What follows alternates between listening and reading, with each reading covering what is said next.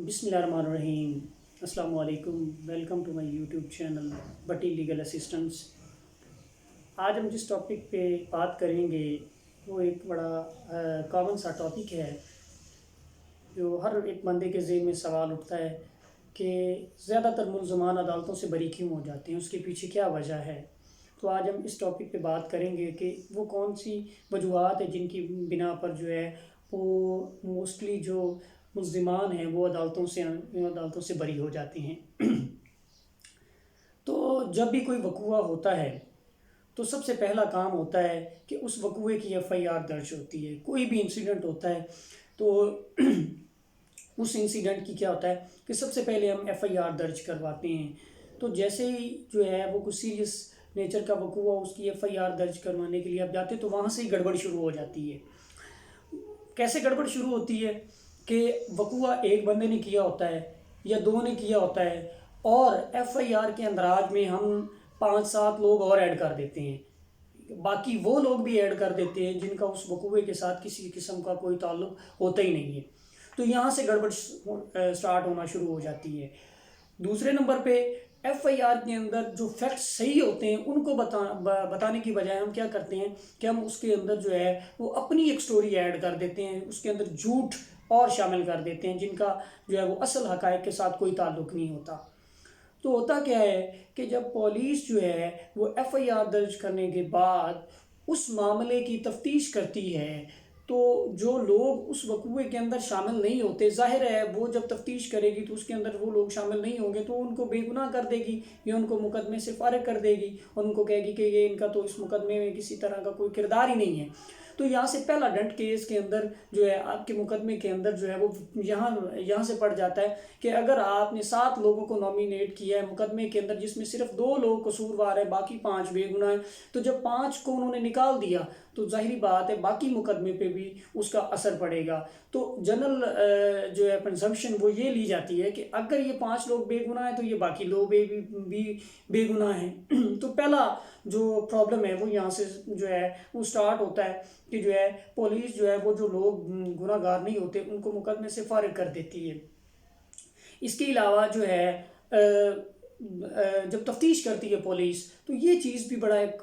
اہم کردار ادا کرتی ہے جو ہے کہ جو پولیس والے ہیں وہ جو ہے وہ ملزمان کے ساتھ ساز باز ہو جاتے ہیں۔ وہ ملزمان سے جو ہے وہ رشوت لے لیتے ہیں، وہ ان سے پیسے لے کے رشوت لے کے یا سیاسی عمل دخل کی بنیاد پر جو ہے وہ اس مقدمے کی جو تفتیش ہوتی ہے وہ اس طریقہ کار کے تحت یا اس نہج پہ جا کے نہیں کرتے جس طرح ان کو کرنی چاہیے، جس کی وجہ سے مقدمے کے اندر کیا ہے کہ بہت سارے فلاز آ جاتے ہیں۔ تو جو ناقص تفتیش کی وجہ سے پورے کا پورا جو کیس ہے کہ وہ خراب ہو جاتا ہے۔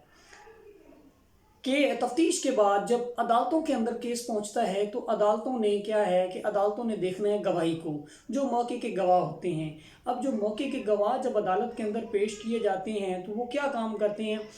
کہ ان میں سے تو کچھ گواہ ایسے ہوتے ہیں جو موقع پہ موجود ہی نہیں ہوتے، وہ فرضی بنائے ہوتے ہیں، یعنی بندہ لاہور میں بیٹھا ہوا ہے، وقوعہ جو ہے وہ ملتان میں ہو رہا ہے تو انہوں نے وہ لاہور والے بندے کو ملتان والے وقوعے کے اندر گواہ رکھ لینا ہے، تو وہ بندہ موقع پہ موجود نہیں ہوتا۔ جب وہ وقوعہ بیان کرتا ہے تو اس کے اندر وہ سچ کو بیان کرنے کی بجائے کیا ہے کہ وہ جھوٹ کا سہارا لیتا ہے۔ تو بہت ساری ایسی باتیں وہ کرتا ہے جو جھوٹ پہ مبنی ہوتی ہیں۔ اسی طرح جو باقی گواہان ہیں ان کا بھی وہ یہی کردار ہوتا ہے کہ انہوں نے بھی جو ہے وہ جو اصل بات ہے ان کو بتانے کی بجائے جو ہے جھوٹ کا سہارا لے کے اس کے اندر اور ایڈ کر دینا ہوتا ہے۔ اب جب وکلا حضرات ان پہ کوسچننگ کرتے ہیں تو وہ کیا ہے کہ وہ جو جھوٹ ہوتا ہے وہ پکڑا جاتا ہے، تو جس کی بنیاد پر کیسز کے اندر جو ہے وہ فلاز آ جاتے ہیں، یعنی وہ جو گواہی ہے وہ قابل اعتبار نہیں رہتی۔ تو جس بنا پر جو ہے وہ ملزمان کو جو ہے وہ فائدہ ہوتا ہے، ٹھیک ہے، اور عدالتیں جو ہیں وہ ان کو بری کر دیتی ہیں۔ عدالتیں جو ہے جب کسی کیس کا فیصلہ کرتی ہیں تو وہ دیکھتی ہیں کہ اس کے اندر اس مقدمے کی تفتیش کس طرح ہوئی ہے، صحیح ہوئی ہے نہیں صحیح ہوئی ہے، انہوں نے یہ دیکھنا ہے۔ پھر گواہی جو دی گئی ہے گواہی کس طرح کی دی گئی ہے۔ تو اگر تفتیش ناقص ہوگی، گواہی اس طرح نہیں دی ہوگی تو عدالتوں کے پاس کوئی چارہ نہیں ہوتا کہ اس ملزمان کو بری کرنے کے علاوہ، کیونکہ عدالتوں نے وہ جو فیکٹرز ان کے سامنے رکھے ہوتے ہیں ان کی بنیاد پہ ہی انہوں نے فیصلہ کرنا ہوتا ہے۔ تو پاکستان کے اندر جو ہے جو کنوکشن ریٹ ہے، جو سزا دینے کا عمل ہے، وہ بلو 10% ہے، یعنی 10% سے بھی کم ہے پاکستان کے اندر۔ اگر ہم جاپان کی بات کریں تو جاپان کے اندر جو سزا کا جو کنسیپٹ ہے، جو سزا دینے کی ریٹ ہے، وہ ہے 99%۔ اور اسی طرح جو انگلینڈ کے اندر ہے وہ تقریباً 90% جو ہے وہ سزا کا جو ہے وہ تصور پایا جاتا ہے کہ وہاں پر 90 کیسز کے اندر ہے، جبکہ پاکستان کے اندر بلو 10% ہے۔ اور جو ہے اگر ہم اوورآل دنیا کی بات کریں تو پاکستان کا 129واں نمبر ہے 140 میں سے، انصاف کے لحاظ سے، کہ پاکستان انصاف فراہم کرنے میں 129ویں نمبر پر ہے 140 کے نمبرنگ میں۔ اسی طرح اگر ہم ساؤتھ ایشیا یعنی جنوبی ایشیا کی بات کریں تو یہاں پر جو ہے وہ